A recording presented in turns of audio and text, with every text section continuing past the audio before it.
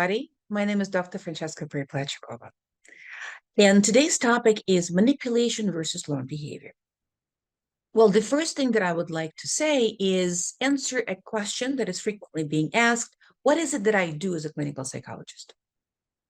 My usual answer is I help people change the way they think on a level of consciousness. For all intended purposes, our brain is a biological computer. Every time we have a thought, an interpretation, every time we act in a particular way, we just written a new program into our software on what to think and do in similar situations in the future. When we change the way we think, of course, we write a new program into the software. And we also change the products of our thoughts, which are our emotions and our actions. Indeed, this is called, colloquially, I change the way I think. Therefore, I change the way I feel about the situation and the way I deal with it, correct? Now, cognitive restructuring is one of the main ways in which we can increase our capacity to manipulate other people and also to exercise self-manipulation. Yes, I know. Manipulation has a negative connotation of taking advantage of other people. I understand. Now, however, what it is just a set of tools that can be used for the bad as well as for the good. Just like a hammer is a tool that can be used to nail something into the wall or to yank somebody on the head. Manipulation is a conscious strategy. And it has three main aspects. I know exactly what I want. I have a very specific goal. Number one, I have my means to achieve that goal. And I am skillful in applying my means to my goal. When we are using manipulation, what we are doing here is very important to understand. We are putting the finger on ourselves. We are directly influencing the only thing that we can, ourselves. And through that, we can indirectly influence other people without using force. Before we get to that aspect, let's discuss what are the tools of manipulation that we're teaching in therapy. They are validation, self-validation, reinforcement, self-reinforcement, teaching others how to change the way they think, cognitive self-restructuring, teaching others, such as your children, how to better be in control of the only thing they can, themselves, right? All the skills, all the strategies, all the techniques, and of course, applying it to ourselves. Compassion and self-compassion. Care and self-care, love and self-love. As I said, when we're talking about manipulation, we're talking about finger on me, right? Manipulation is the opposite of force because manipulation is influence, while force is an imposition, an attempt to control other people, which we all prefer. Don't go there. Don't stand here. Don't say that. If you only have given that to me, I would have felt better in the moment, right? I would not have had that kind of reaction. So, however, this is not real. This is not control. This is an illusion of control because we can't control anything in this life. We really cannot control other people. We cannot control life. We cannot control circumstances. We cannot even control ourselves to a large extent. What we can do, as we said, and I'm going to repeat it over and over again, right? We can directly influence ourselves, again, finger on ourselves, right? In four main aspects of me: what I do, what I feel, what I think, and my biology. Back to the concept of finger on me. Yes, I know I repeat things all the time. Well, one of the reasons for that, I am already manipulating the way they think, in a way that is repeating code, saying things over and over again, right? Repetition is the basis of learning, as we all know. Okay, coming back.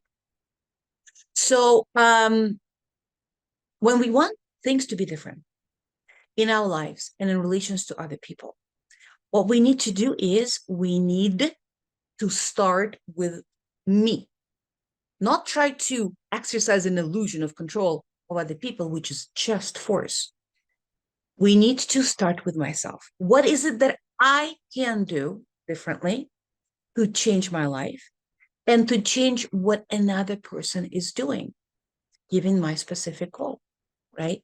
So what I'm doing in this moment, as I said, I am directly manipulating myself, which is going to indirectly influence what another person is going to do. This is the entire premise of manipulation. No force. By force, I mean examples such as punishment, criticism, judgment, derogatory comments, physical restraints. All of these are examples of force that we use a lot. And yes, in the short term, all of those strategies can indeed work in getting us what we want. However, we have to pay for everything. The price for that is long term. We're going to pay for that in a long term. In many ways, the most important ones for our discussion is we're going to damage the relationship, and we are going to also teach our children that force is a way to solve problems because we're modeling in the moment. Now, let me give you an example of how this works. Let's say a child is having a temper outburst.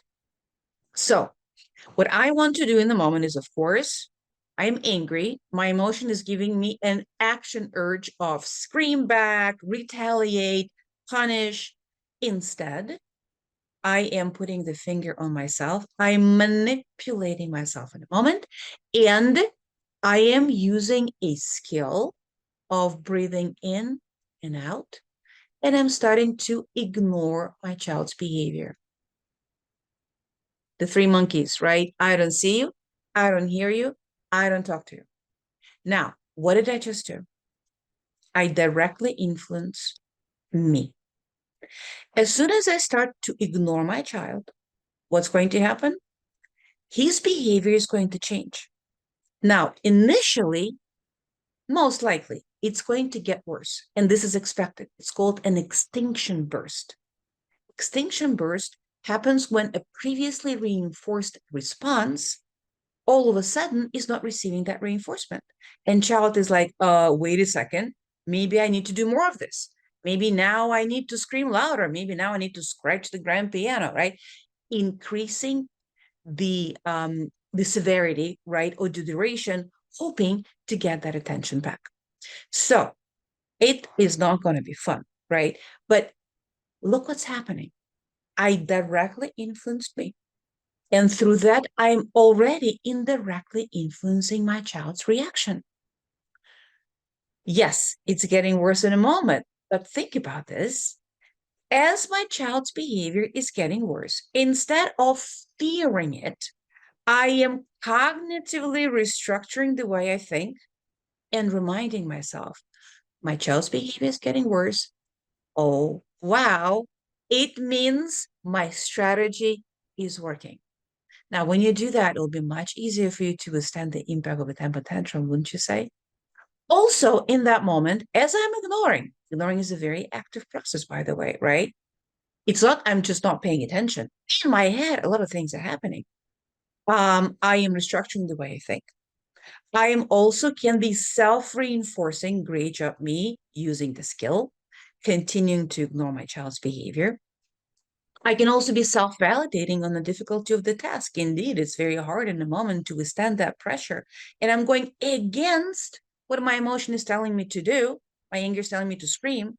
And I'm doing mood inconsistent response of using a skill and continuing to not pay attention. So I am changing what I do. I'm ignoring instead of screaming. I am changing the way I think. I am self-reinforcing. I am self-validating. Great job, me. Great job, me. I am directly influencing myself.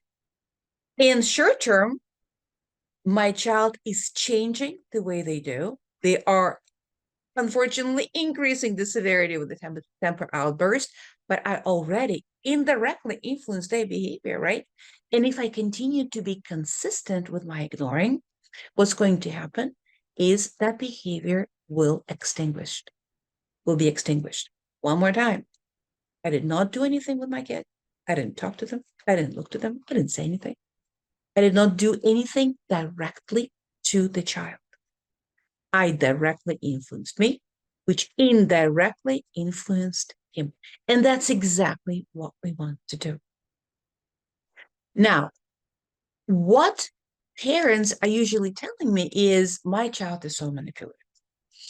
You know what my usual answer is? You wish your child was manipulative. You wish your child knew how to manipulate, because it would mean all of those things that we just discussed, right? In a list of tools of manipulation. What your child is doing is not manipulation. What your child is doing is a learned behavior, meaning a response that was used and reinforced by the external environment, and in a transaction with this external environment, develop multiple functions. So your child is not manipulating. Your child is not having a conscious strategy in the moment.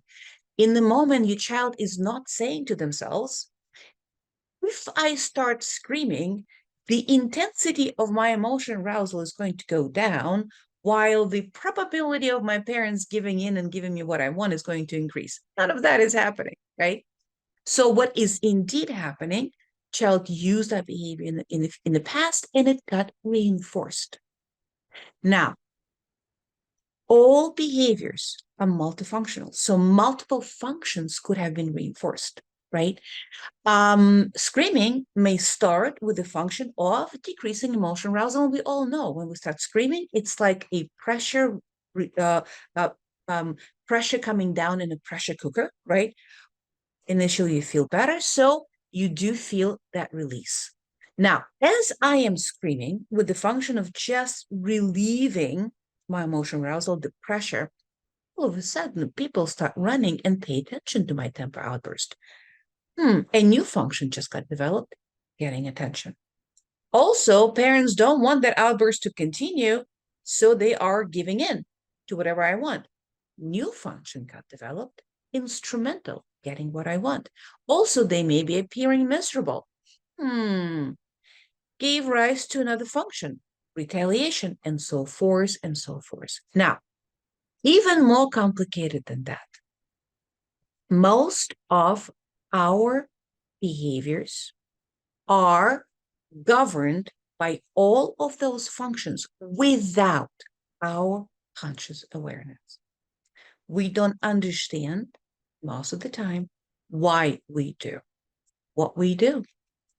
However, whether or not we know the function is irrelevant. Those functions are still going to govern our behaviors with or without our awareness. Even better, if we are not aware what they are, we have no freedom of choice from them.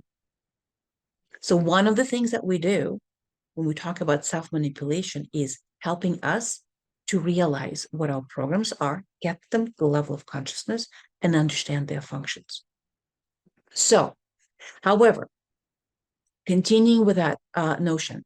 So most behaviors are multifunctional, and most of the time we're not aware what those functions are. How many of us have experienced this? We keep doing the same thing over and over again, getting different results, and we continue to do this behavior. What is happening? Well, it means that it's some kind of a program in our brain. That program has all kind of functions, and that is the only way that we have learned in the past to satisfy the functions of that program. And therefore, we'll continue to do that over and over again. And to stop that madness, right? Remember, Albert Einstein said that the definition of crazy is doing the same thing expecting different results, right? So to stop that craziness, what we need to do is we need to indeed, number one, understand what that function is. We need to, once we understand this, in a moment when that program is giving rise to an action urge, catch that program, say hi to it, moment of mindfulness. And the third thing is override that response with a different behavior. Now that is called manipulation. If you would like to learn more, please continue to tune in and subscribe. See you next time.